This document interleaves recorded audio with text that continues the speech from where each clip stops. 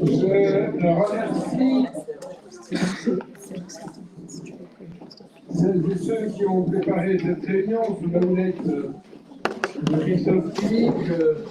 Nous retrouvons sains et saufs et plein d'ardeur pour remplir ses fonctions de directeur général des services. Je salue également la presse qui assiste à nos travaux, le service communication qui nous permet d'être visible, audible, ouvri et ordi, pour ceux qui se connectent à distance. Je salue également, et j'excuse au passage, notre collègue Bernard Lordon, le maire d'Aubusson, qui est excusé ce soir, et qui est suppléé par Stéphane Guillaume. Je vous dis la bienvenue, puisque Stéphane Guillaume supplée pour la raison qu'il est devenu lors du conseil municipal du 12 septembre au 1er adjoint, suite à la démission de Séverine Chapuis. Voilà, donc il est de fait suppléant du maire d'Aubusson. Le maire d'Aubusson étant excusé, c'est lui qui siège ce soir parmi nous, bienvenue. Nous avons un certain nombre d'excusés qui ont donné procuration. Nous avons Isabelle Rochelacombe qui donne procuration à Catherine Mazelier, Maryse Barge à Olivier Chambon, Sylvain Hernan à Isabelle Turgon, Catherine Papu à Pierre Conti, Claude Bouillon-Chenot à Stéphane Rodier, Patrick Sauzet à Marina Dacosta, Alexandra Virlogeux à Bernard Vignot, Margine Munoz à Rachel Bournier. Nous avons André Deveau qui s'annonce avec un petit peu de retard, mais il suffit de regarder autour de la table pour voir que nous avons largement le quorum pour délibérer. La feuille d'émargement circule. Je vous remercie de bien vouloir la signer. Et nous allons pouvoir ouvrir nos travaux. La première question que je voudrais trancher, c'est la désignation d'une ou d'un secrétaire de séance. Je vois que Pierre manifeste un intérêt renouvelé pour la fonction. Y a-t-il des concurrents qui veulent devenir secrétaire de séance? Personne. Avis contraire pour Pierre Conti. Abstention. Pierre, c'est une unanimité renouvelée. Merci à toi de suivre nos travaux et d'en relever les votes. Nous avons également à soumettre au suffrage le compte-rendu de notre précédent conseil communautaire, celui du 20 juin dernier. Est-ce qu'il appelle de votre part des observations? Oui. Oui, monsieur Lavet, je vous donne la parole. Merci, monsieur le président.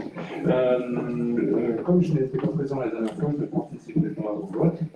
Et de même temps que j'ai 2 minutes de parole, je voudrais vous demander si vous pouvez m'envoyer les documents que je vous ai demandé la dernière fois, que j'attends toujours, ainsi que pour tout le monde le rapport de SPI Gaïa pour 2023 et ainsi que sur 2022, vu qu'on arrive à la fin de l'année, je veux bien les avoir. Très bien. Je vous remercie. Christophe Philippe prend note de ces demandes et fera le nécessaire. Je vous remercie. Bien, donc à part M. Lazec qui ne prend pas part au vote pour l'approbation du compte du contrôle. Ah oui, je vois plus le bouton. Alors, M. Barrault. Et par absent également. D'accord. C'est la même chose pour moi. Chantal Chasson non plus. Bien, alors je vais faire voter, c'est plus simple parce qu'on comprend bien pourquoi. Donc, y a-t-il des avis contraires à l'adoption? Des abstentions? Des collègues qui ne prennent pas part au vote? 1, 2, 3, 4, 5. Attendez, on va laisser 2 secondes. Non, je n'ai pas fini de relever le vote.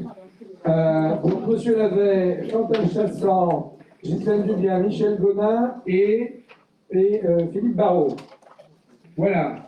Alors maintenant, Farida, avec un micro. Il faut penser aux personnes qui sont à distance et qui ont bien du mérite de nous suivre. Donc, il faut qu'on puisse être vite. Par rapport au vote, je voulais savoir si les absents peuvent participer au vote ou pas. Absolument. Non seulement les absents peuvent participer s'ils le souhaitent, mais on peut faire le choix des collègues qui ne veulent pas.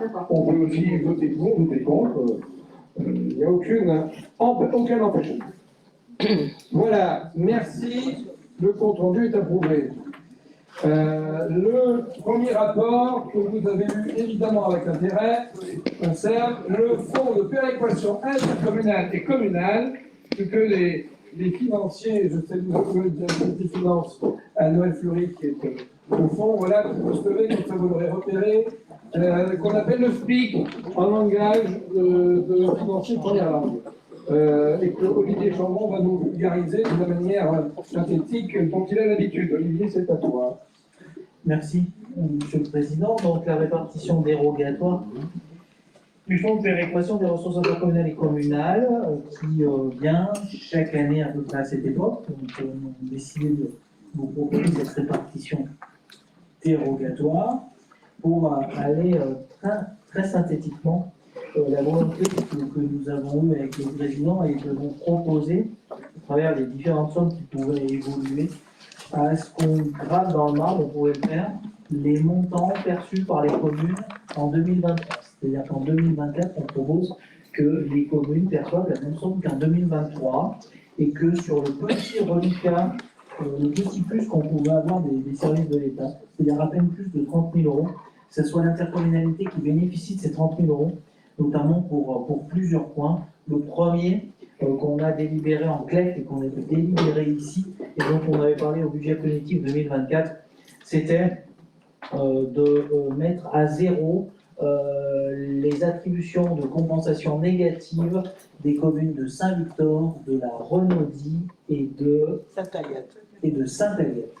Donc voilà, qui représente à peu près 17 000 euros. On a également eu dans les bureaux précédents et dans les conseils communautaires des choses à mutualiser en communauté de communes où on est allé, notamment dernièrement, l'aide à l'association CLA, 50 000 euros.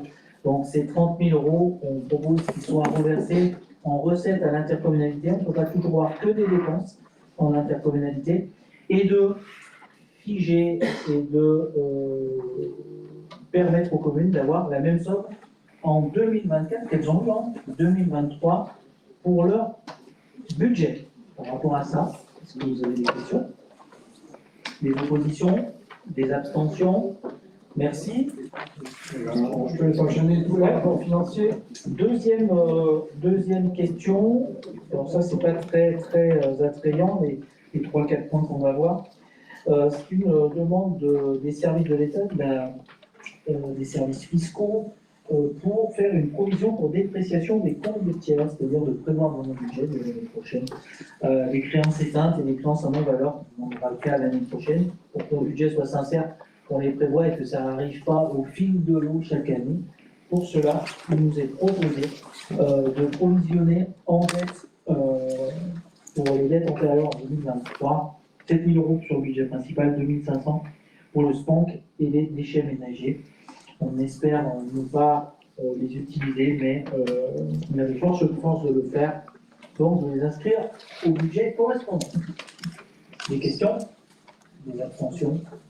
Des oppositions? Merci. Donc on en vient au cœur de ces inscriptions sur des admissions en non-valeur, notamment une sur le budget des déchets ménagers, où on arrive au bout de la procédure et on a 47,75 € à budgéter en admission en non-valeur, c'est-à-dire en dépenses. Par rapport à ça, des oppositions, des abstentions? Merci. Point suivant, créance éteinte. La différence entre non-valeur et créance éteinte, c'est que les créances éteintes viennent d'une décision de justice. Et on en a pour une dépense de 925,80 € sur des gens qui avaient un bout de procédure. Par rapport à ça, des abstentions, des oppositions? Merci. Des décisions modificatives, alors on arrive fin septembre avec une DM2, c'est qu'on n'a pas été trop à la ramasse et qu'on a prévu un budget qui tenait la route. Sur le budget principal, sur la section de fonctionnement, on est sur un équilibre à 228 615 € en dépenses et en recettes. Sur les grosses dépenses, sur ce chapitre-là, 54 000 de plus en électricité, 78 000 de régularisation de fractions compensatoires du foncier bâti et de la CVAE, moins 68 000 de diminution de la taxe GEMAPI, 63 000 euros de hausse de subventions diverses, dont notamment 50 000 exceptionnels à CLA, et sur les recettes, 40 000 de régulation de taxes de séjour, 50 000 de dotation pour les cantines à 1 euro, 95 000 de subventions non prévues au budget politique, donc pour un équilibre à 228 615. Sur l'investissement, là c'est vraiment peanut, hein, c'est surtout des jeux d'écriture entre des sections qui nous ont fait cette DM pour une diminution, que ce soit en recettes et en dépenses, de 23 979 euros. Vraiment, par rapport à notre budget, peanuts. Des questions? Oui, tu l'avais? Oui. Sur le compte 6238, il n'y a pas l'intitulé du compte. C'est bon, tout ça. Attends, je vais peut-être, voilà. 62, 38, oui. 62, 62, 62, 62. Non, je ne l'ai pas. C'est le seul que je dois avoir. C'est de 30 euros. De 36, 37, 38 de mémoire, c'est de 30 euros là qui se passe. D'accord.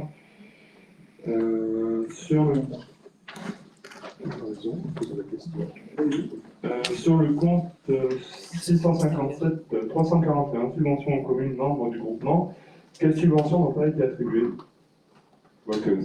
Sur le compte, vous me dites 65, 73 41. 73, 41. C'est souvent que la prévision au moment du vote du budget est un peu large au cas où. Et là, on arrive en fin d'année, on est à peu près certain qu'on n'a pas besoin de maintenir autant de différence entre le prévisionnel et la réalité potentielle. D'accord. Mohamed? Oui, je voulais savoir la subvention de l'État pour la cantine à 1 euro, les 50 000 euros, est-ce qu'elle sera reversée au service commun? Bien sûr. D'accord. Elle a été demandée pour le service commun. Merci. Et là, pour connaître le sujet dans une autre commune, que celle du service commun, c'est un paiement justificatif. Donc, si on se souvient bien, le dossier a été présenté ici et l'a été pour le service commun. Je l'avais, c'était sur le périscolaire. C'est des sommes qui sont ajustées. On n'a pas besoin d'autant de sommes, donc on réajuste. Ce n'est pas des subventions qui vont sur un organisme précis auquel on aurait enlevé. Oui. Et pareil, il y avait les subventions aux autres, personne ne doit oublier, ça correspondait à quoi? C'est quelle imputation ça vous C'est ça, les certains en dessous. C'est la 65 748. C'est une subvention, ça directement aux associations. La droit privé, c'est une association. Voilà. Et du coup, l'augmentation. Bah, c'est pareil, au moment du vote du budget, on est un peu on prévoit large. Oui. Et là, on est quasiment à 3 mois de la fin de l'année, on sait qu'on ne devrait pas avoir de surprise supplémentaire. Il y a France Active, il y a des choses qui ont baissé. D'accord, merci. D'autres questions? Des oppositions? Des abstentions? 3 abstentions. Merci. Budget déchets ménagers, ordures ménagères. Alors là, c'est vraiment sur le fonctionnement des très petites boutiques, puisqu'avec plus de 1 000 euros. Et pour l'investissement, c'est pareil. C'est juste beaucoup d'opérations d'ordre et surtout des investissements. Et 75 000 euros qu'on ne vire plus à des sections de fonctionnement. Donc vraiment une toute petite DMA. Des abstentions, des oppositions, merci. Sur le budget espace d'activité, c'est encore pire, puisque là, c'est des ajustements voulus par la trésorerie hein, sur ces opérations-là. Donc, des imputations qu'on modifie, aucune modification de chiffres. Des oppositions, des abstentions, merci. Sur le budget SPAN, sur le budget SPANC, un peu de maintenance pour 2500 €, une modification de dépenses en recette de 2300 €. Donc là également, des tout petits ajustements budgétaires. Et pourtant, on est juste, on enlève 200 € de dépenses imprévues. Des oppositions, des abstentions. Merci. Garantie d'emprunt pour le financement de la reconstruction de l'EHPAD au centre hospitalier de Thiers. Quelque chose de classique, puisque entre la ville de Thiers et la commune, on peut se partager, je pense, la garantie d'emprunt à 50%. Les gens de Thiers ont peut-être pu passer ça en conseil municipal. Nous, on passe en conseil communautaire. C'est un engagement qu'on prend, un peu plus que moral, puisque c'est une garantie, pas beaucoup de risques, sur un montant de prêt d'une modique somme de 9 400 000 €. Mais voilà, on a vraiment besoin de construire cet équipement. Des oppositions?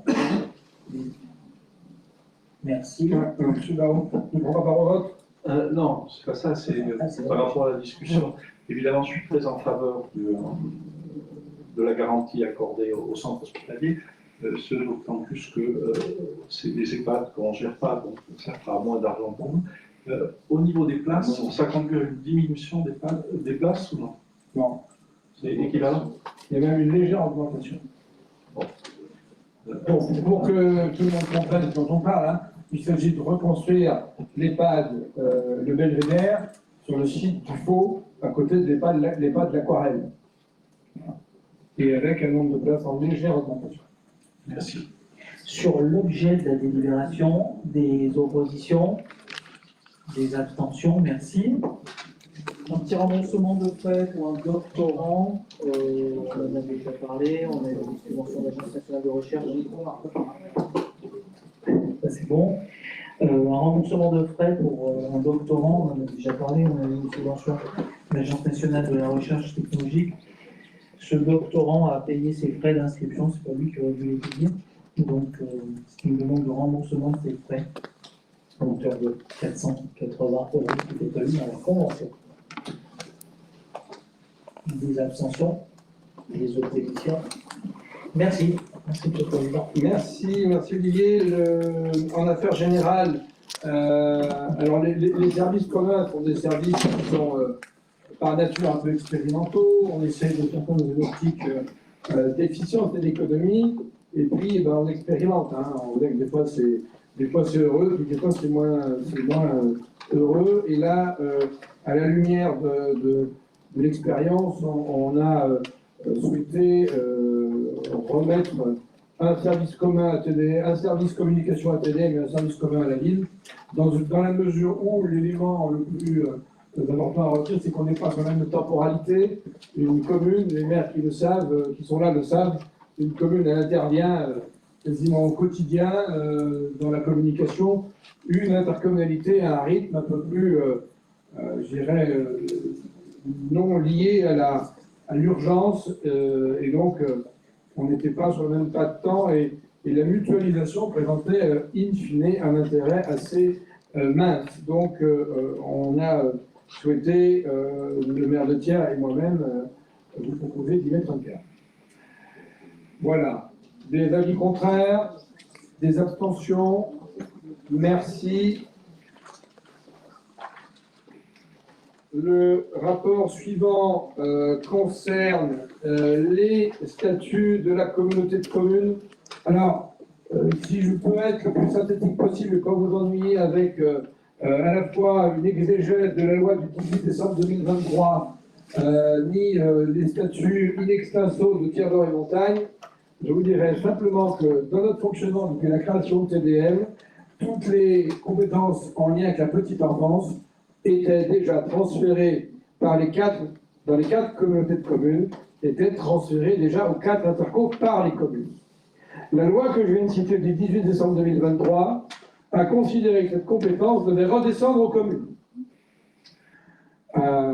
On a posé la question en réunion de bureau, il n'y a pas une commune qui a envie de réexercer à nouveau la compétence petite enfance, c'est-à-dire les LSH, hein, clairement.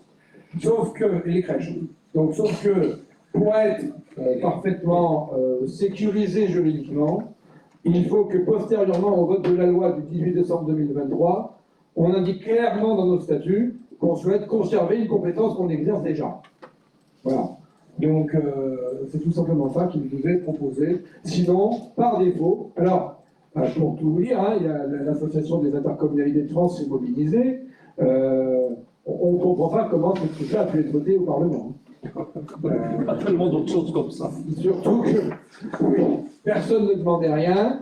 Alors il se peut qu'ici ou là, dans certains territoires, il y ait des crispations entre une commune et une interco. Enfin, on ne va pas changer la loi à chaque fois que le cas se présente, sinon il n'y a plus rien qui tient. Donc on aurait peut-être pu régler des problèmes ponctuels autrement qu'en révisant la loi. Donc là, nous on vous propose d'assurer la sécurité juridique et de maintenir noir sur blanc dans nos statuts qu'on souhaite continuer à exercer cette compétence pour le compte des communes. Voilà, résumé cette affaire. Des questions? Alors, Éric Boucourt. Oui. Il faut appuyer sur le... Enfoncer un peu le micro, je pense. Là. Là, ouais. L'enfoncer. Là. Ah, effectivement, c'est mieux. Bon, nous sommes du même avis. Et la différence de rédaction sur le statut précédent et celui-ci me paraît quand même très subtile. Si ce n'est qu'on insiste plus sur la petite enfance, un peu moins sur la jeunesse. Est-ce que ça, c'est volontaire? Est-ce que ça a un sens? Oui, c'est du sémantique. Hein. On s'est adapté à l'évolution de la sémantique de la CAF, notamment. Sur les relais de petite enfance, qui n'étaient pas la même dénomination à l'époque des statuts de TDM. Enfin bon, c'est vraiment. On en a profité. Non, c'est pas que la petite enfance, je ne pas petite enfance, mais la jeunesse réapparaît à la fin. Donc, on demeure compétent. La jeunesse et les adolescents, c'est juste la majorité. C'est des maisons des jeunes. Oui, d'accord. Oui, ok. On le fait déjà. Hein. J'entends bien, mais comme la rédaction n'est pas tout à fait. Je voulais savoir si. C'est la rédaction qui vous est proposée, une rédaction qu'on a travaillé avec les conseils juridiques Oui. pour être le plus conforme à la loi et qu'on n'ait pas soit un problème avec le contrôle de légalité, soit un problème avec le comptable public qui pourrait dire ah non, mais là vous n'êtes plus compétent. Normalement, c'est la rédaction la plus sécurisée sur le plan juridique. C'est vraiment pas de la poésie. Bien, monsieur Lavet. Oui, excusez-moi, c'était sur le point précédent. Il y avait une phrase dans la note de synthèse qui n'allait pas. Il est demandé d'approuver le terme de la convention portant création du service commun, alors qu'on arrête le service commun. Oui, alors c'est peut-être mal rédigé. Je l'avais noté, j'avais dit. Il veut approuver de mettre un terme. Voilà. De considérer que nous sommes au terme de. Oui, Voilà. sinon on va pas le recréer. Non, mais vous aviez compris quand même mon explication. Non, tout à fait. C'est pour ça que j'étais pas sûr. Et j'avais posé, il y avait ça comme Très bien, mais vous avez raison. Merci. Bien, sur cette modification statutaire, y a-t-il des avis contraires? Des abstentions? Je vous remercie. Ensuite, je donne la parole pour un certain nombre de rapports liés aux ressources humaines à Philippe Blanchot dans sa qualité de vice-président. Pour appuyer le bouton. Philippe, voilà, c'est à toi. Oui, merci Monsieur le Vice-président. Donc effectivement, un premier point concernant la charte du bon usage des données des systèmes numériques.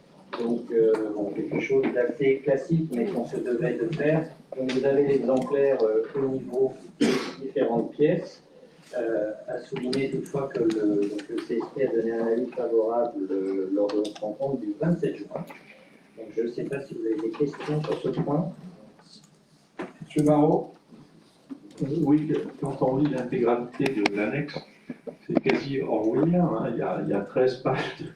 Si j'ai bien compris, le principal problème qu'on va avoir derrière, c'est de rédiger une charte de l'éthique du système informatique, puisqu'il a accès à l'intégralité des données à la sortie, et que donc ça peut quand même poser des points de confidentialité. Il est légitime de vouloir défendre un système informatique, mais quand même c'est très fouillé.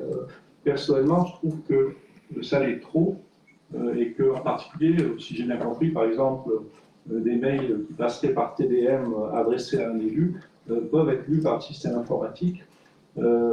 Personnellement, ça me dérange.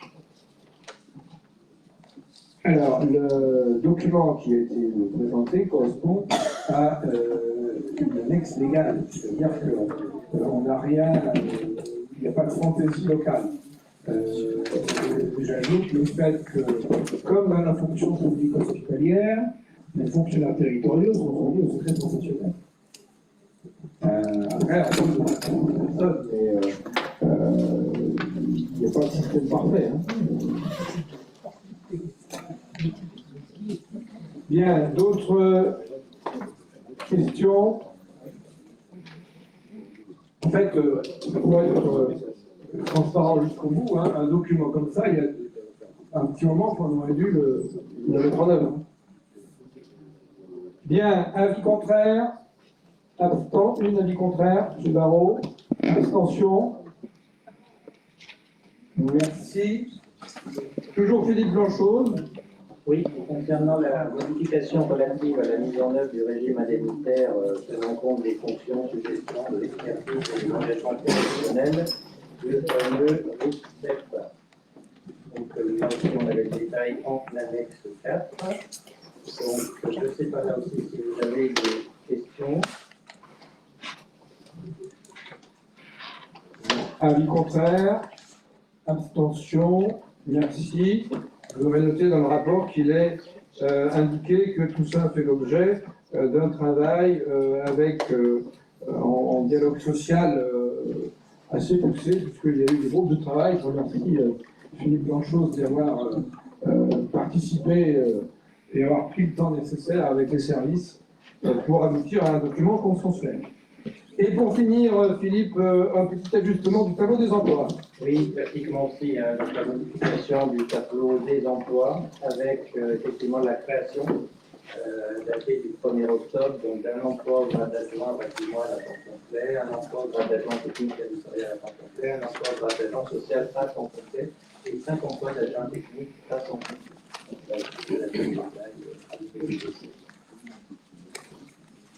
Bien. Alors, Francis, vous lancez Eric Goucourt. Pardon. Lancez Francis. Oui, merci Monsieur le Président. Donc là, c'est juste une question finalement de lecture. Ce qu'on voudrait savoir, c'est si ça porte un emploi supplémentaire ou non, si c'est juste finalement la modification. Alors, ça reste dans le montant des crédits votés au chapitre 012 avec le budget.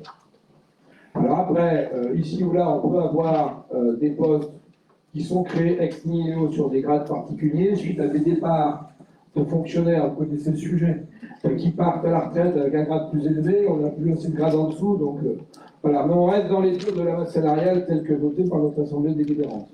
Qu'est-ce qu'on a comme création de poste? Alors, attendez voir.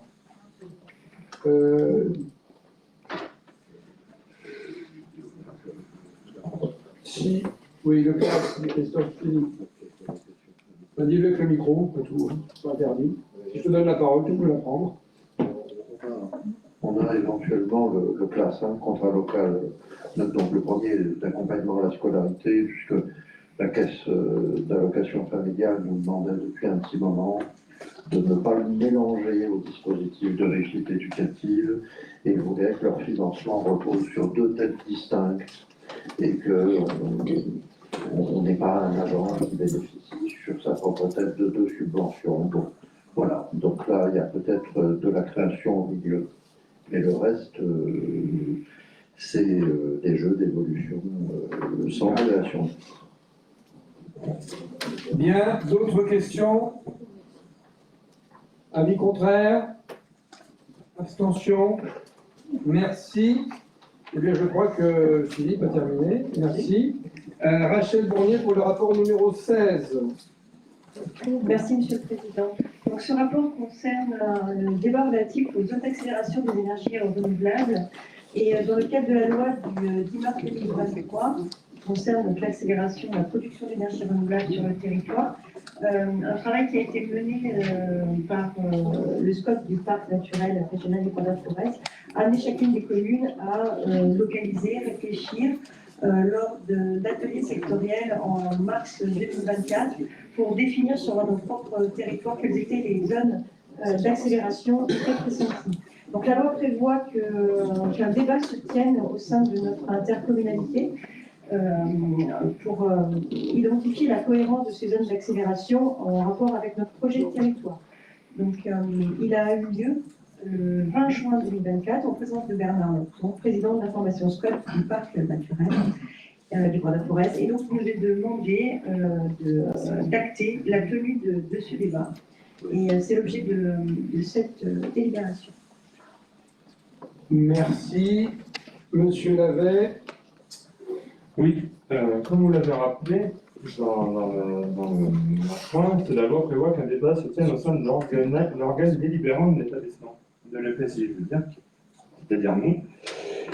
Vous avez eu un débat au sein du bureau communautaire, nous n'avons pas de document, et comme la loi le précise, c'est au sein de notre assemblée qu'il aurait fallu y avoir ce débat. Vous avez la parole.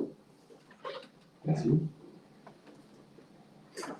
Comme je n'ai pas de document, je ne peux pas Non, mais pour avoir un avis sur le sujet. Tout à fait, tout à fait. Des propositions à faire de zones d'accélération. Déjà, nous, je peux parler pour notre commune. Parce que je peux pas Oui, mais bien sûr. Pour les autres. Déjà, nous, à Courcouin, nous sommes en train de travailler sur un parc de panneaux photovoltaïques sur les zones, sur une ancienne déchetterie. Pas déchetterie, mais une décharge. Excusez, la charge de terre qui a existé il y a fort longtemps et qui est pour moi quelque chose qui serait en priorité pour notre PCI. Après, je ne sais pas. Pour du photovoltaïque. Oui, tout à fait. Et excusez-moi, pour ce qui est l'énergie renouvelable, parce que nous sommes trop dépendants des énergies fossiles et qu'il faut améliorer. Je précise parce que renouvelable, c'est varié. Hein. Oui, tout à fait. Donc là, sur le site que vous évoquez, c'est plutôt photovoltaïque, pas des éoliennes, clairement. Non, plutôt qui prennent moins de place par rapport à des éoliennes, comme on dit, et qui sont un peu plus gracieux dans le paysage.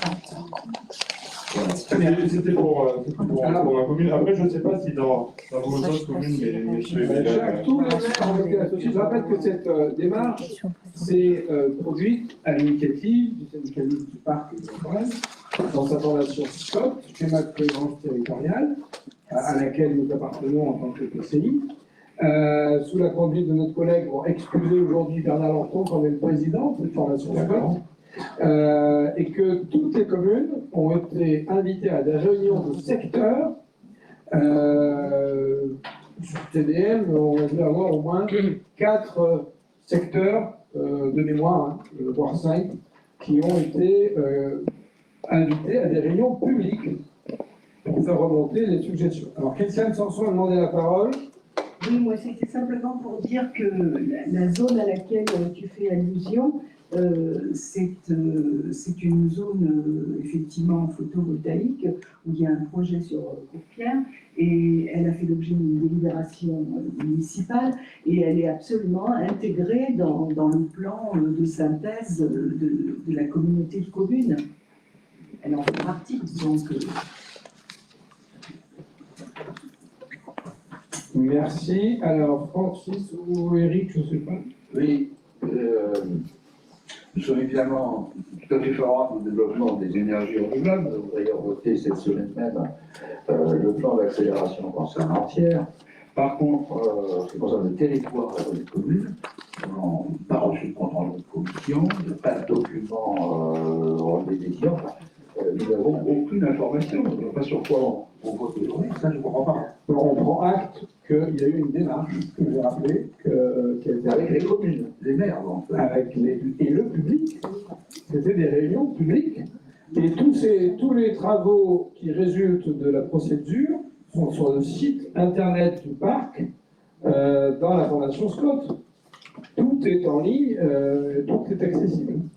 Oui. Après, on va peut-être pas. Je ne dois pas être le seul à aller assez peu souvent sur le site internet du parc. Non, mais- Mais on a quand même beaucoup d'informations à Oui, gérer. mais on ne peut pas dire que ça soit caché.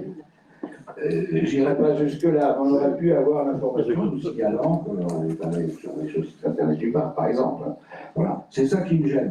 Bon, la déclinaison chinoise, nous l'avons adoptée. Mais sur le procédé, c'est quelque chose de gêne. Parce qu'on ne s'intéresse pas qu'à notre commune. On est d'accord. On s'intéresse à l'ensemble du territoire. On est d'accord. Mais alors moi, je vais aller plus loin, hein, et on se rejoint.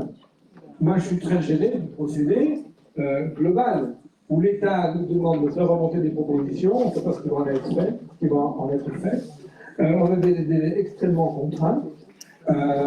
Une stratégie pour développer à l'échelle d'une nation comme la France des énergies renouvelables, si on avait équipé en électrification rurale la France comme on développe aujourd'hui les énergies renouvelables, eh bien, on serait un certain nombre dans nos hameaux pour avoir encore la lumière. Hein. Alors, monsieur Barrault. Si j'ai bien compris, l'État, on lui envoie une carte de toutes ces zones. Oui. Alors, j'ai sans doute été inattentif, mais on a été destinataire de cette carte pour quand même avoir une valide de ce qu'on vote. En destinataire directement non, mais c'est la même logique, on la trouve sur le site internet du parc. Dans ce cas-là, même réflexion, c'est pas facile. Mais c'est pas un sujet facile non plus pour les élus des conseils municipaux ou en public. C'est des sujets extrêmement techniques. Alors, Rachel Bournier va rajouter quelque chose et Stéphane Rodier demandait la parole. Oui, je voudrais simplement rajouter d'un point de vue technique, il y a quand même un gros travail de mise en commun, parce que le travail qui a été mené par le SWAT n'était pas une obligation. L'obligation qui nous est donnée par l'État, c'était que chacune des communes définisse sur son propre territoire les zones d'accélération. Ensuite, il nous est demandé d'intégrer le travail qui a été fait et mené par un cabinet d'études extérieures qui nous a accompagnés dans cette démarche avec les différentes étapes qui ont été identifiées, à savoir le travail des communes, la sensibilisation, l'obligation aussi de mener une démarche participative et un débat public dans nos communes, et ensuite, la dernière étape étant de délibérer sur la cohérence ici. La seule chose qui nous est demandée de manière obligatoire, si le SWAT ne l'avait pas fait, c'était d'aller sur le site prévu par l'État. Et aujourd'hui, on est dans une situation où chacune des communes doit faire ce transfert du système tel qu'il a été, le système qui a été utilisé par le bureau d'études pour nous accompagner, et faire ce transfert dans l'outil d'État. Donc j'espère que vous avez reçu le message de Laurent Boitia dans ce contexte où il vous demande soit pour chacune des communes de faire vous-même le transfert dans l'outil d'État, c'est une obligation, ou de donner l'accessibilité au travers d'un accord, en tout cas, pour que ce soit lui qui fasse le transfert dans l'outil d'État. Et à partir de ce moment-là, on sera en capacité à avoir une consolidation du travail qui a été mené. Et c'est à partir de là que l'État pourra donc identifier sur un secteur quelles sont les surfaces qui ont été définies pour des zones d'accélération. Et à ce moment-là, on pourra avoir un retour. Mais aujourd'hui, elles sont encore en construction, ces cartes. Donc si vous n'avez pas fait la démarche, votre zone d'accélération ne peut pas être identifiée par l'État et contribuer à l'effort national. Stéphane Rodier. Oui, pour compléter ce qu'a dit Rachel, effectivement, il n'y a aucune obligation ni pour le parc ni pour le SCOT d'accompagner les communes. Et d'ailleurs, les communes rurales qui sont sur des lieux où il n'y a ni parc ni SCOT plus récents se retrouvent seuls pour devoir répondre aux obligations légales qui nous sont faites. Donc, je ne voudrais pas qu'on se trompe non plus de problématiques. L'État a reçu est en retard pour la mise en place des énergies renouvelables en France. L'Union européenne lui a demandé d'accélérer et il se retourne vers les communes pour faire le travail que lui-même n'a pas été capable de faire. Les élus, et moi je suis plutôt dans un travail de remerciement par rapport au travail qui a été fait par les élus, parce que comment on fait pour développer des zones d'accélération d'énergie renouvelable quand on n'a pas de données techniques? C'est pas simplement dire bon, ça serait bien d'avoir du panneau photovoltaïque là. Il y a des choses qui s'étudient techniquement et la plupart des élus qui ont essayé d'œuvrer l'ont fait pour des considérations paysagères. Enfin, il y a des choses de ce type qui sont rentrées en considération. Et effectivement, alors, par rapport à la remarque de M. Lavelle, il est très probable qu'on ait loupé dans le recensement, encore une fois, il y avait des temporalités qui nous étaient fixées. Hein. Ça n'a pas été c'est parce qu'il y a eu une information aux élus du SCOT que les élus du territoire se sont emparés du sujet.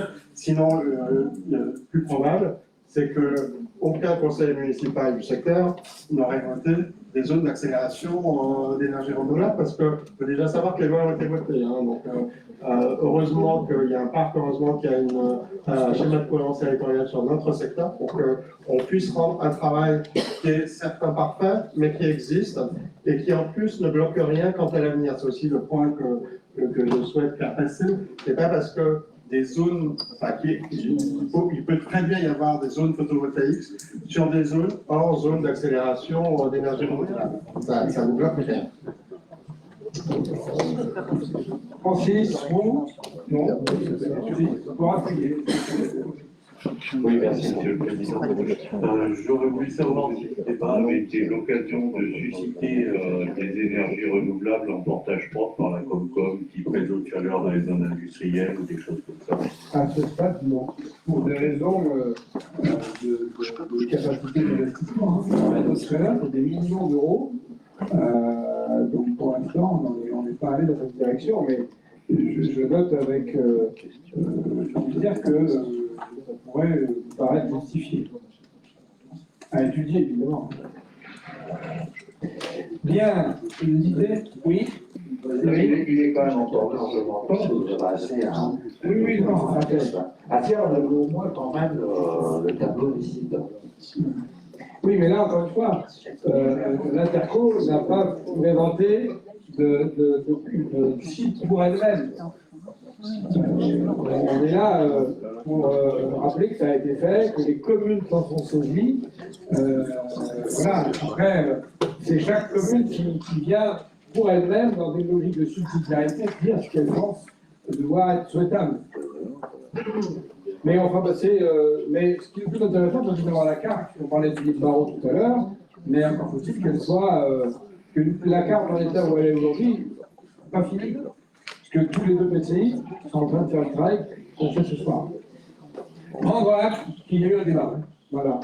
Et qu'il y a eu une démarche, surtout. Le débat, c'est bien, mais comme dit Stéphane Rodet, si on n'est pas alimenté en données, c'est bien théorique tout ça. Puis en sachant encore une fois que ça n'engage à rien. Parce que derrière tout ça, il faudra des porteurs de projets, il faudra des initiatives. Le pire, ce serait qu'on nous objecte, le cas échéant, si jamais il y a une acceptabilité difficile ici ou là. Ah oui, mais les conseils municipaux se confondent. Bien. Non, bien. On prend acte, hein, donc prendre acte, c'est pas très compliqué. Avis contraire, Monsieur Lavet, Monsieur Barrault. Attention, 3, 2, Monsieur et Francis. Merci, merci Rachel pour ce rapport. Le rapport suivant, c'est Stéphane Rosier qui va le présenter. Je lui donne un micro activé. Oui, bonjour à toutes et à tous. Alors, il s'agit d'un avenant à la convention d'objectifs avec l'ANA, en tant qu'un programme d'intérêt général et des programmes en rue, OPA et OPA-RU. Et on a identifié que le territoire nécessiterait sur le PIG plus d'actions. Et donc, l'OPA est prête à mettre un peu plus de fonds pour nous accompagner. Et la convention sert en ce sens pour avoir, en particulier sur tout ce qui est autonomie, un peu plus de dossiers qui puissent sortir. Donc en fait, la convention sert globalement à ceci. Vous saurez rappeler les montants des uns et des autres. Le montant pour Tir dans les montagnes reste inchangé. C'est vraiment l'ANA qui amène des fonds en plus, de manière à avoir des dossiers plus importants qui puissent sortir dans le cadre plutôt du PIG, donc du programme d'intérêt général sur l'ensemble de l'entièreté de Tir dans les montagnes, hors OPA-RU Pierre et OPA multisite pour Pierre, Guillaume et la Manœuvre. Y a-t-il des questions sur cette affaire? Des votes contraires, des abstentions? Je vous remercie. Le point suivant, il s'agit, alors non pas tout à fait d'une mise en place, parce qu'en fait, le fichier partagé, nous en bénéficions déjà. Dans le cadre de l'habitat social, ce fichier partagé a été mis en place et c'est plutôt la facture. On essaye un peu comme Mme Bovary dans les délais qui ne sont pas la facture, mais en fin d'exercice, vous avez 0,50 € par logement social et donc un total de 855 € pour tiers et montagne. Des votes contraires, des abstentions, je vous remercie. Je continue, M. le Président. Oui, allons-y. Sur l'agence d'urbanisme, alors on a déjà eu l'occasion de travailler sur un certain nombre de dossiers. Je rappelle en particulier les dossiers que nous avons portés sur les friches industrielles. Et donc, il vous est proposé 3 sujets sur lesquels nous souhaitons poursuivre notre travail en commun avec l'agence d'urbanisme. C'est bien évidemment sur les friches, alors plutôt sur la partie renaturation et optimisation foncière. Il y a aussi des nouveaux dossiers, ou plus exactement une poursuite sur les territoires de lac du Massif central pour un tourisme éco-responsable. Et la dernière opération, c'est l'opération de revitalisation territoriale avec un diagnostic sur les centralités de la Monnerie et sur celle de Châtellon. Et donc, le montant financier de notre de leur participation et de notre participation financière, du coup, est d'un peu plus de 70 000 €. Appel des débats, des votes contraires, des abstentions. Je vous remercie. Francis, vous, une abstention? Non, c'est une question. C'est que j'ai essayé d'assimiler. Donc, merci, Monsieur le Président. Du coup, la question que je me pose, c'est pour cette étude, est-ce qu'il y a un nombre d'heures, un nombre de jours qui a été envisagé? Enfin, Oui. comment ça va se passer, les ateliers? C'est dans l'annexe. Oui, mais... En fait, le montant total, c'est un nombre de jours multiplié par une petite journée. Et les points d'étape, ça va être comment les réunions, elles vont être organisées comment? C'est le bureau qui prendra acte ou il va y avoir un état de concertation? On est vraiment dans une ingénierie publique partagée. Ouais. C'est-à-dire que c'est les élus qui vont nourrir la réflexion et qui seront les décisionnaires au final. Sur l'exemple des centralités, on va prendre des cas connus comme la Monnerie et Châtellon, c'est en vue d'établir une ORT, Et les une groupes de convention travail? de revitalisation du territoire. Comment? En fait, ma question plus directement, comment vont être constitués les groupes de travail? Pour ces deux cas, c'est des groupes qui sont en train. On est sur une ingénierie mutualisée aussi entre TDM et ses communes. Comme on le fait sur les petites villes de demain, sur les actions cœur de ville. Donc là, on est sur des groupes de travail plutôt à l'échelle des communes. On a désigné des représentants. Quand on aura une méthode bien Oui, d'accord. tranchée, on pourra peut-être essayer d'en parler.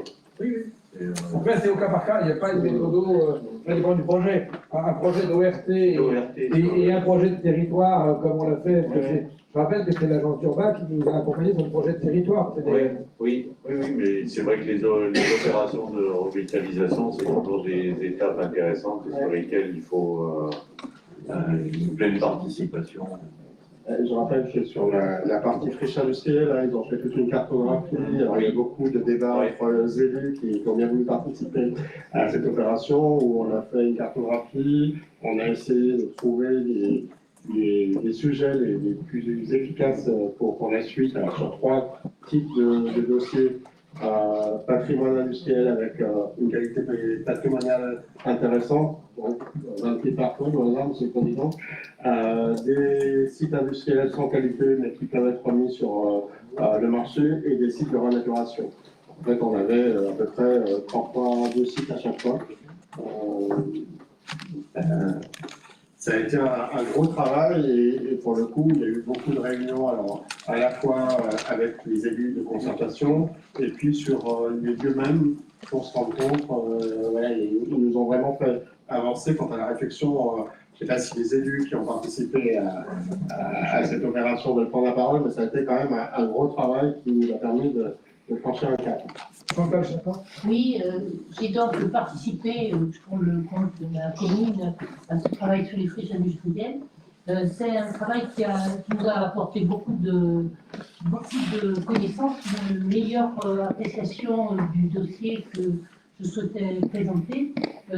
Tant et si bien d'ailleurs que ce dossier a été retenu pour ma commune dans le cadre de Village d'avenir. Donc, il va pouvoir bénéficier d'une aide supplémentaire de l'État parce que le dossier était en fait bien ficelé. Et bien ficelé pas par ma compétence, mais par le travail de cette équipe. Voilà. Merci. Bien. Alors, on était au vote, hein, mais ça ne change pas le vote, Francis. Hein? Bon, très bien. Je comptais de Merci. faire moins. Oui.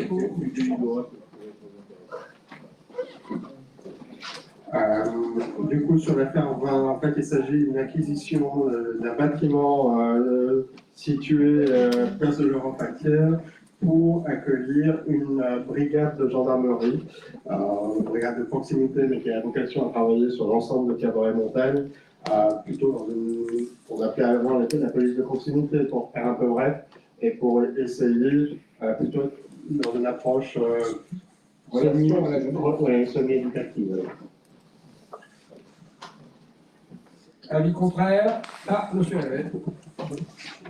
J'ai deux petites questions. La première, est-ce qu'il y aura des travaux à effectuer dans ce bâtiment? Et la deuxième, avez-vous pensé à un montant pour le loyer qu'on va peut-être avoir?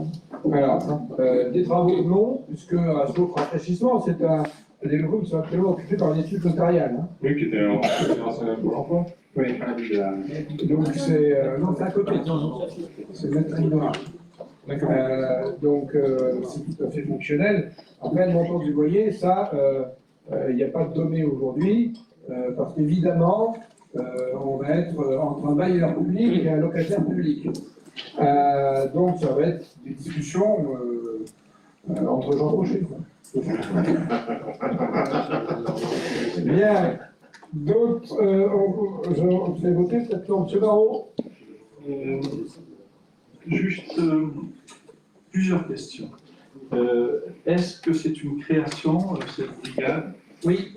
Est-ce que c'est une création pérenne? Parce qu'on sait qu'un certain nombre des postes qui avaient été annoncés Nous ne sommes même pas pérennes nous-mêmes. à l'époque de M. Darmanin et après les Jeux Olympiques, il a été décidé qu'ils n'étaient pas pérennes, qu'ils étaient provisoires. Donc c'est ma première Non, question. ce n'est pas le cas.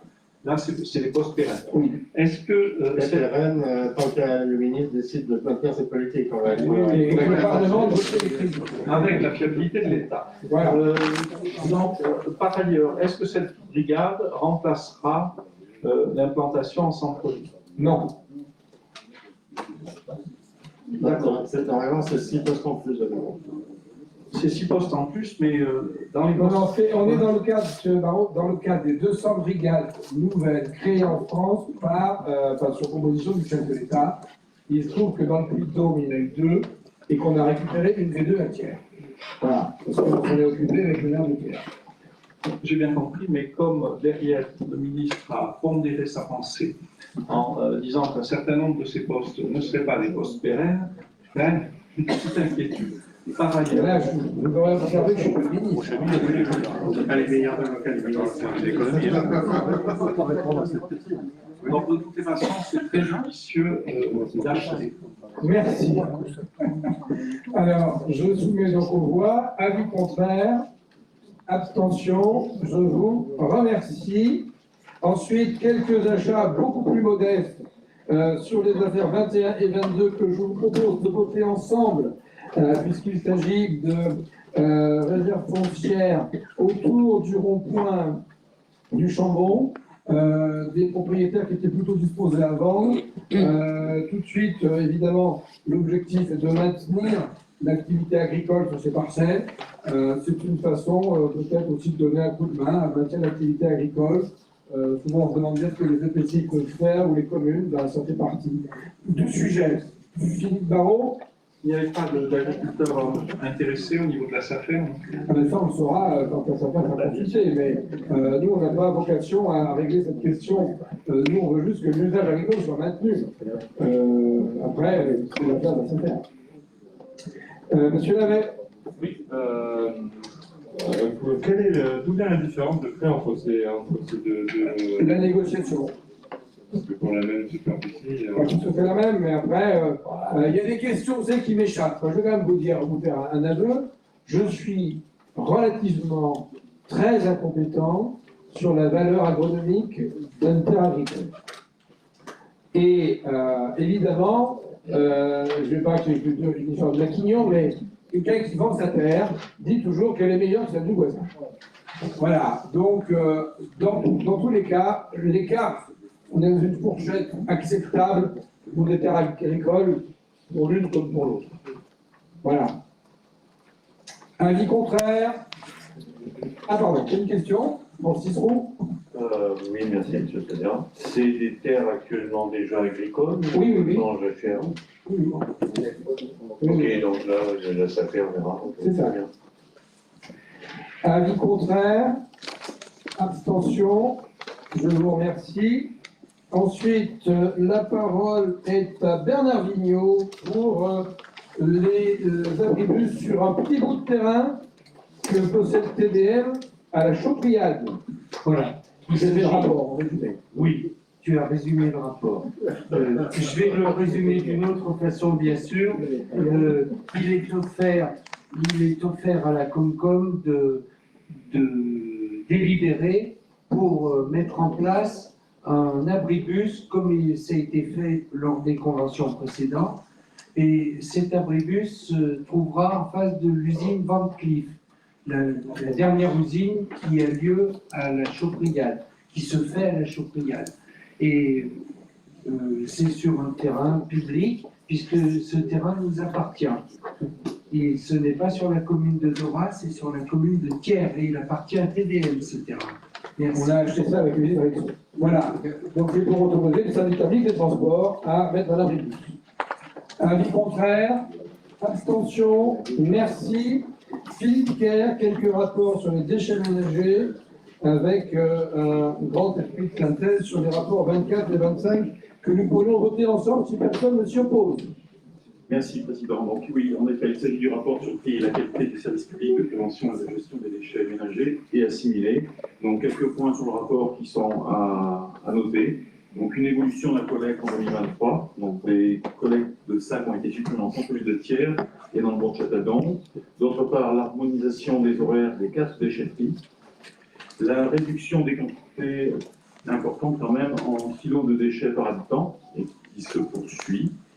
On pourrait encore mieux faire, messieurs. La réduction des encombrants en déchetterie grâce à de nombreuses nouvelles filières et les actions de prévention, de développement du compostage et création d'un poste d'ambassadrice de tri à l'équipe de prévention des déchets. Je tenais également à remercier les services pour l'élaboration de ce document. D'autre part, sur le point 25, il s'agit tout simplement de bennes qui ont été supprimées au niveau des déchetteries. Donc ça génère pour la communauté de communes une non-dépense sur les deux lots. Très bien. Question. Philippe Barrault. Est-ce qu'il est prévu un examen annuel ou bisannuel des bacs parce qu'un certain nombre de bacs arrivent quand même des fois à des étapes de détérioration relativement importantes sans qu'il se passe grand-chose. Donc, est-ce qu'il y a une action directe du service pour vérifier les bacs? Alors, les agents qui assurent la collecte sont censés faire remonter à leur hiérarchie à chaque fois qu'un bac est défaillant. Et par ailleurs, moi j'invite les usagers à le faire. Hein. Le service déchets ménagers prend des appels toute la semaine. Et je peux vous garantir que le service déchets ménagers est très réactif. À chaque fois qu'un dysfonctionnement de signaler un bac est cassé, sauf vraiment cas dans les 15 jours, l'intervention est faite, et des fois dans les 8 jours, et des fois dans la journée. Voilà. Il faut clairement les usagers. C'est comme celui qui est là, ça, son lampadaire qui est grillé, qui attend que quelqu'un vienne le voir. Celui qui a le lampadaire grillé, il faut le signaler à la mairie. C'est quand même pas TDM, Bien. Sur ce rapport, est-ce qu'on peut considérer que le Conseil communautaire en a pris connaissance? Avis contraire? Abstention? Merci. Philippe? Merci, oui, je suis complètement d'accord. Ah ben, est-ce que le point 25 appelle des avis contraires? Des abstentions? Pardon, merci. Vous avez dit qu'on est voté ensemble. Merci Philippe. Thomas, à nouveau un rapport annuel sur les activités du service d'assainissement non collectif. Oui, merci Tony, présentation annuelle du TQS, c'est succinct, vous l'avez en pièce jointe, puis je laisserai la place à vos questions. Elbo Info, donc le territoire de TDM est couvert par le stand de TDM sur 27 des 30 communes, ça représente à peu près 5000 installations et à peu près 32% de la population de ces 27 communes qui étaient servies par le SPANC. On a eu pas mal de contrôles en 2023 suite au recrutement d'un nouvel agent, donc on a multiplié par 2 le nombre de contrôles annuels et notamment on a pu lancer les contrôles périodiques. Sur les filières, je passe assez rapidement sur le taux de conformité, on a 32% des installations du territoire qui sont conformes, auxquelles on peut rajouter 29% de non-conformité mineure qui ne nécessitent pas de travaux. C'est à peu près un parc avec 61% de non-travaux nécessaires. Et enfin, vous avez une page sur le budget qui vous précise que le budget 2023 est équilibré et excédentaire en fonctionnement et en investissement. Parfait. Comme tout le monde a eu le rapport. Merci Thomas. Juste un petit rappel sur le fait que cette fois, on a le conseil des choses du banque qui peine à atteindre le quorum. Donc, si les collègues qui ont envoyé des délégués dans ce conseil d'exploitation, il serait bien de leur rappeler que leur présence est appréciée par celui qui préside le conseil d'exploitation, en l'occurrence la partenariat, et puis par les services qui travaillent au quotidien. Merci Thomas. Y a-t-il des avis contraires? Des abstentions? Je vous remercie. On revient à Bernard Vigneault pour une convention avec la commune d'Arconsa. Oui, et c'est-à-dire qu'il s'agit de compléter une convention qui avait été signée, des conventions qui avaient été signées précédemment avec les communes, et ces conventions consistaient à faire des échanges de services, on va dire, des échanges de services avec certaines communes, ou pas d'échanges du tout d'ailleurs, puisque c'était cette convention demande on va voter pour un avenant qui consiste à donner à la commune d'Arconsa la possibilité d'aider notre Comcom, comme ça s'est fait d'ailleurs déjà pour du terrassement et c'est pour du déneigement, comme ça s'est fait déjà au sujet d'une borne électrique qui avait grillé et on a fait appel au service technique d'Arconsa pour fouiller et donc pour terrasser et mettre des fourreaux. Voilà. Bien, j'imagine que vous avez été parfaitement éclairé par le rapport de Bernard Vigneault. Avis contraire? Abstention? Merci. Merci Bernard. Stéphane Rodier pour les rapports suivants en lien avec l'économie. Oui, alors il s'agit de vente de terrain. Le premier avec l'entreprise Conam qui propose de mettre en place un lieu de loisirs avec du foot en salle, du padel, du badminton et un mur d'escalade avec un prix au mètre carré de 60 €. Donc c'est une famille qu'on a reçue 2 fois avec les plaisantières dans les montagnes qui nous semble extrêmement sérieuse et plutôt très impliquée. Y a-t-il des questions sur cette affaire? Et votre contraire? Et l'abstention, je vous remercie. Le point suivant, alors on avait déjà eu l'occasion d'en parler lors du précédent conseil communautaire. Il s'agit d'acquisition de terrain auprès de la commune de Puy-Guillaume.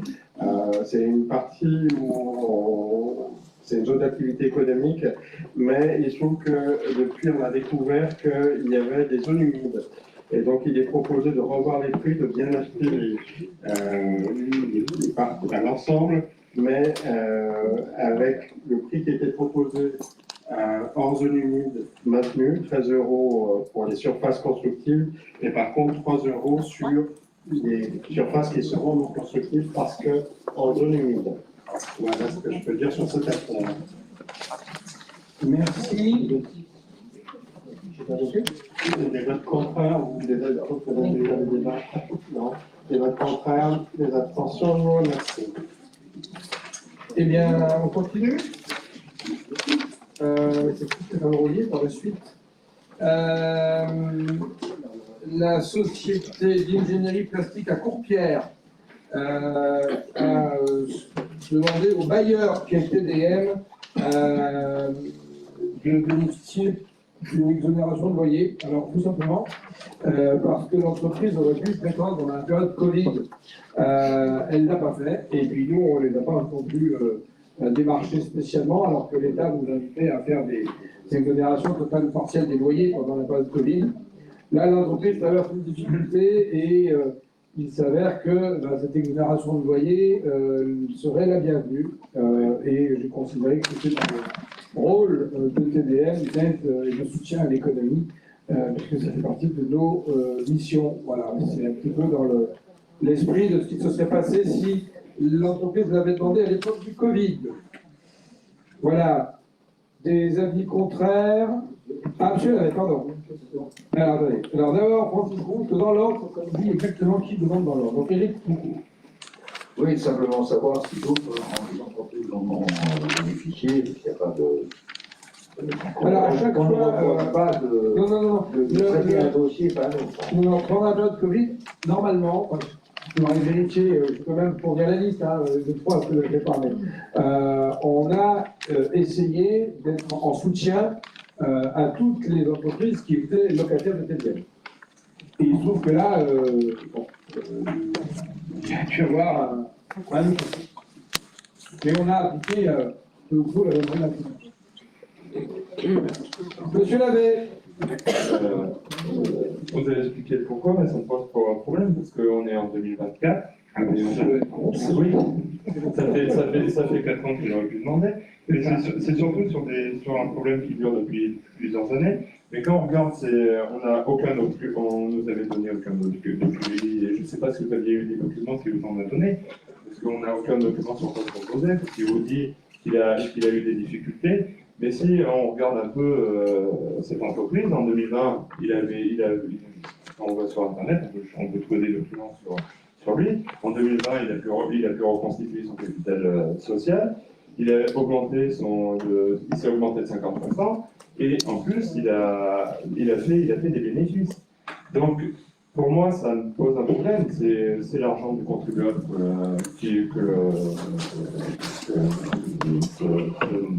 de maison de soutien, et ça peut aussi porter sur des biais sur des entreprises équivalentes. Est-ce qu'on n'aurait pas pu étaler cette dette qui est là depuis plusieurs années sur plusieurs années, sur 3, 4, 5 ans, sur une augmentation temporaire de loyer, ce qui j'ai calculé, ça représente que, si on fait sur 5 ans, ça représente que moins de 90 €, moins de 90 € et 50 centimes, un truc comme ça, de remboursement. Ça m'avait fait sur la trésorerie d'une entreprise qui, d'après les renseignements qu'il a fournis, a connu quelques difficultés en raison d'impayés. Et ça, c'est pas dans les bilans des années antérieures qu'on trouve. Mais vous avez le droit de être d'accord. Alors, dans l'ordre, Philippe Barrault. Donc en fait, votre décision en 2024-39 n'existe pas, on est d'accord? Non. Donc, voilà l'anglais. Oui, merci. Mohamed Oulabi. Oui,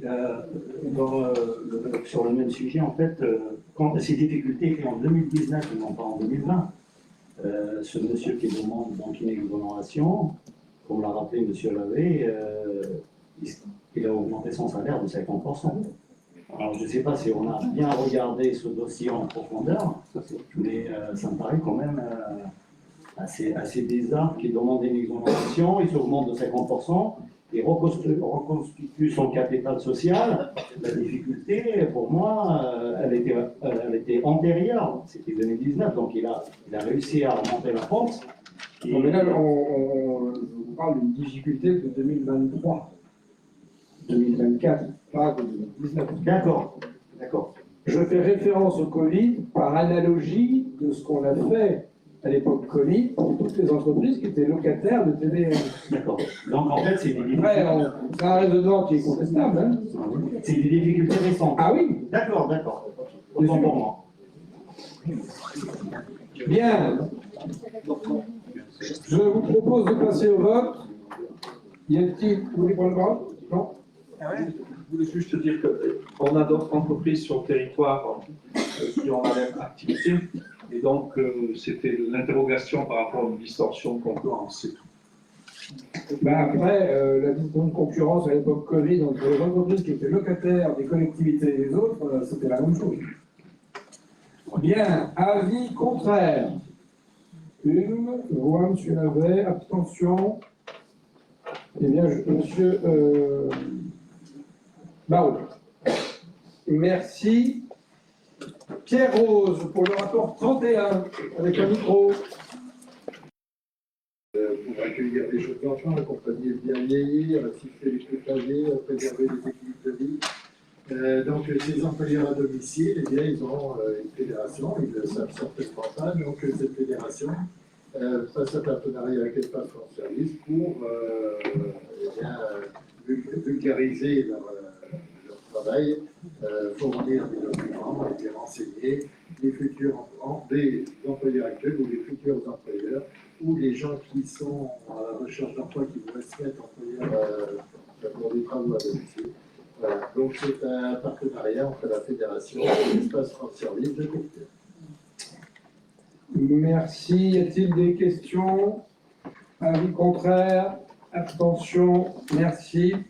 Pierre, toujours pour la culture, avec le réseau des médiathèques sur les rapports 32 et 33, que nous pourrions voter ensemble, si personne ne se plaît. On va les grouper, donc le fil, vous savez que c'est l'appellation de notre réseau des médiathèques de Théodore Montel. Donc pour faire fonctionner le fil, il y a un règlement intérieur qui est nécessaire, un règlement intérieur à définir les conditions de prêt, les conditions matérielles aussi, la carte unique, l'adhésion au réseau, ces choses-là. Donc vous avez en annexe le règlement intérieur qui définit aussi la vie de la bibliothèque, aussi bien pour accepter de des fonds, dans des conditions près en individuel, le nombre maximal de documents, 20 documents au maximum, les 28 jours maximum à conserver chez soi. Voilà. Donc c'est un règlement intérieur pour le fonctionnement de la bibliothèque. Donc il est lié à la création d'une carte unique pour l'ensemble des réseaux et donc à l'adhésion des bibliothèques des communes qui ont déjà délibéré pour adhérer au réseau. Donc là c'est le règlement intérieur qui sera avec la délibération des communes et de la communauté de communes. Ensuite, donc pour ce réseau, donc il va travailler, à part sur les 3 grandes médiathèques, il va travailler essentiellement avec des bénévoles. Ces bénévoles, on veut les sécuriser et nous sécuriser aussi. Donc les sécuriser, c'est quelque part, bon, s'ils ont des frais, les garantir qu'on puisse les défrayer, des frais dans l'action de bénévoles pour la bibliothèque, avec des déplacements pour aller chercher des ouvrages, pour aller à des formations, ces choses-là. Et puis, d'un autre côté, eh bien, qu'ils aient des devoirs, c'est-à-dire que c'est un service public, donc ils ont un comportement à respecter, des tenues à respecter, des postures à respecter. Donc voilà, les 2 documents sont pour organiser le fonctionnement du réseau, le fil, des médiathèques. Bien, merci Pierre. Sur ces deux rapports, y a-t-il des avis contraires, des abstentions? Je vous remercie. Nous arrivons au tourisme et une convention de groupement de commandes pour la destination Grand Air avec Frédéric Chaunier, vice-président en charge du tourisme, et avec un micro, le même que Philippe Pierrot. C'est merveilleux de mutualisation. Frédéric. Oui, merci beaucoup. Donc, destination Grand Air, il s'agit de la création du plus grand espace VTT de France avec pratiquement 4000 km de circuit validé.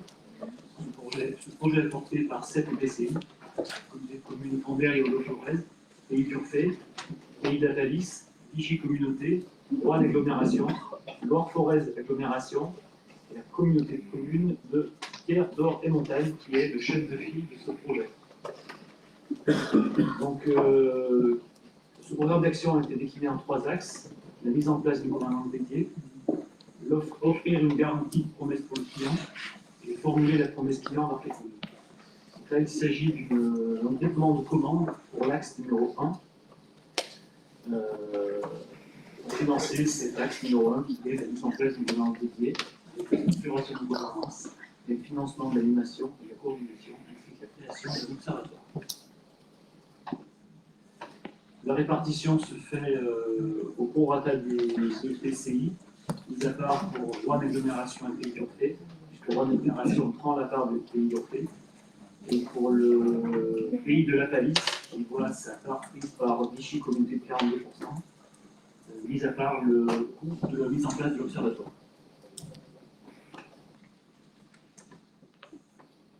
Voilà. Merci. Donc, c'est une convention de groupement de commande. Hein. Je rappelle que on est concerné non seulement comme membre de ce groupement, mais comme animateur du groupement maître d'ouvrage. Voilà, j'en profite, Frédéric, pour présenter notre nouvelle DGA, le directrice générale Vanessa Luciani, qui supervise les pôles culture, tourisme, éducation, enfance et développement économique. Voilà, qui est au fond de la salle Karine Méchin, bienvenue à elle. Sur ce rapport, y a-t-il des avis contraires?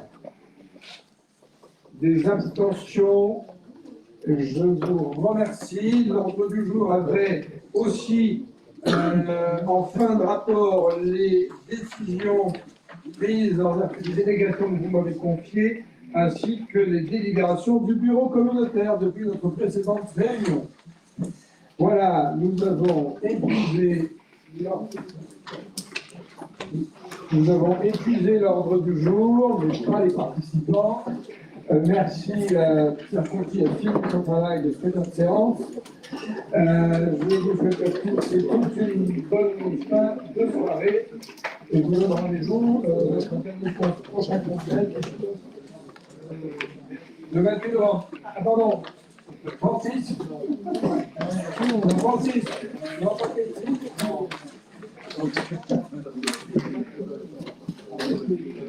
ben, si, il y en a. Francis. C'est plus qu'une remarque, qu'une question.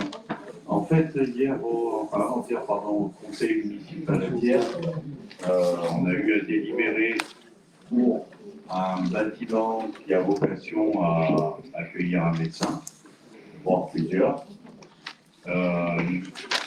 Que la communauté de communes, à un moment, puis ça fait longtemps qu'on parle du sujet de santé, il y avait notamment eu une visite, on va dire, entre le président et Éric Beaucourt pour aller voir un peu ce qui se faisait ailleurs. Pour que ce genre de sujet, à un moment, on pourrait revenir sur la table sur la problématique de la santé.